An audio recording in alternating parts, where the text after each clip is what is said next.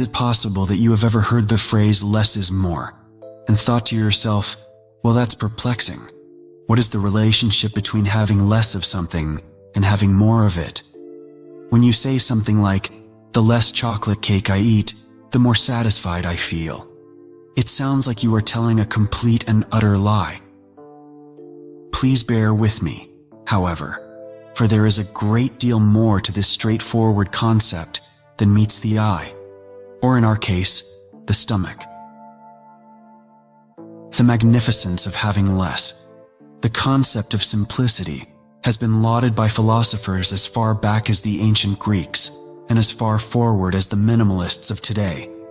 The argument is that we can truly find more happiness, freedom, and significance in our lives if we get rid of the clutter that we have in our closets, as well as in our minds and inside our lives.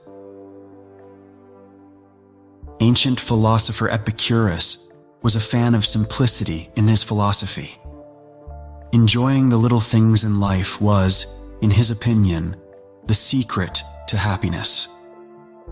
When he was happy, he would have a loaf of bread, some water, and a pleasant conversation with his buddies.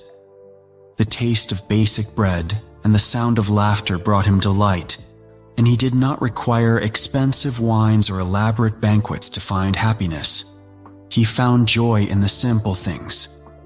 In a sense, Epicurus was the first person to advocate for the value of less is more. He believed that we could achieve genuine happiness if we restricted our wishes and did not harbor a yearning for costly things. There is no way that you would find him reading through an old-fashioned version of Instagram, envious of the wealthy and powerful. He was too preoccupied with his basic meals and his introspective thoughts to pay attention to anything else. The Stoics held the belief that there is no such thing as material possessions that may bring to genuine satisfaction. They professed that we may avoid the agony of unsatisfied wishes if we restrict our demands and make them more manageable.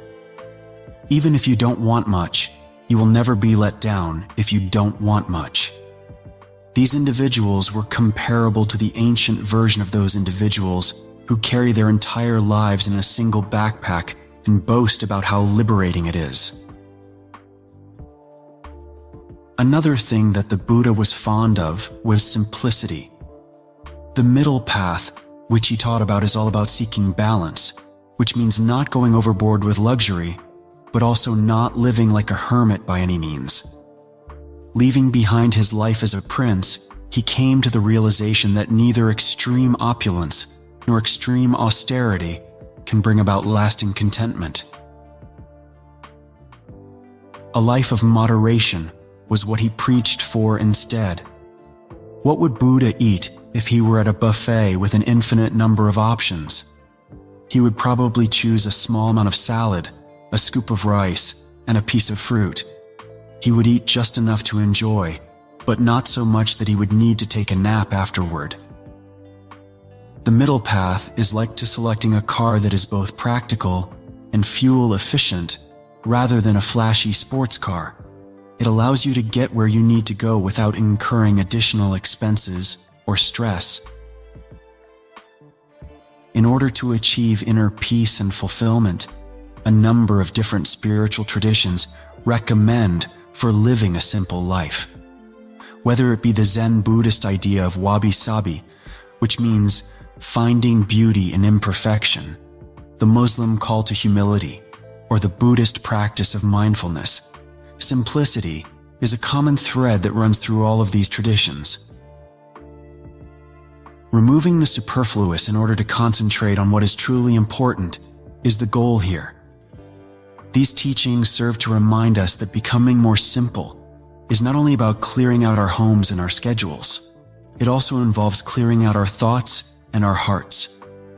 To live in peace with ourselves and the environment around us, it is necessary to discover clarity and purpose in our lives. According to the less is more attitude, a life that is less complicated is typically a life that is more joyful. The modern minimalism, The modern minimalist movement is not simply about decluttering. Rather, it is a way of life. It is about making room for the things that are actually important. A contemporary minimalist guru named Joshua Becker is quoted as saying, "The first step in crafting the life you want is to get rid of everything you don't." That moment when you finally erase all of the old emails and feel a wave of calmness wash over you is similar to this. Having a life that is quiet, focused, and provides space for breathing and thinking is the desire of minimalists. It is a well-known fact that our possessions frequently turn into a cause of stress rather than joy. We worry about upkeep, the possibility of losing it, and whether or not we should have purchased a more advanced model. It is similar to a toxic relationship that we are unable to put an end to. Not only does clutter take up physical space, but it also takes up mental space. According to several schools of thought, including those of philosophy and psychology, it is difficult to achieve a state of serenity when you are tripping over random objects and you are unable to locate your keys buried behind a heap of unknown objects. On the other hand, living a simple life is comparable to having a field that is uncluttered and open for play. There is space to take a deep breath, ponder, and most importantly, wind down and relax. JOMO's joy, F-O-M-O, which stands for fear of missing out, is a concept that is frequently discussed in our hyper-connected world. Do you, however, know about JOMO? The joy of missing out is a real phenomenon. You read that correctly. The fulfillment that comes from not having to fill your schedule with an unending number of events. The comfort that comes from not having to keep up with every new device.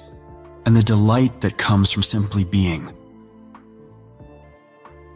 Let us therefore take a hint from the great philosophers of the past and the present, and make an effort to live a life that is a little less burdensome.